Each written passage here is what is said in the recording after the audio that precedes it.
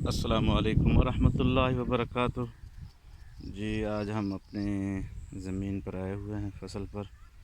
تو وہ جو مونجے کی کاشت کی تھی، ایک یہ رہ گیا تھا، اس کو سپر کینات کی کاشت کرنی ہے۔ اور صبح صبح کا جو ہے نا یہ ویو ہے، ہر طرف سے کماد کی فصل ہے۔ اور تو جی آج ہمیں ایک بات معلوم ہوئی کہ جس کا ہمیں بہت ہی بے حد افسوس ہے کہ وائی ٹی کے ایک شہزادے ہمارے شاکر بھائی، ان کے والد محترم کا انتقال ہو گیا ہے۔ چونکہ مجھے رات کو معلوم ہوا ہے 3 دن کے بعد، تو ایک دوست نے الوی میں مجھے بتایا۔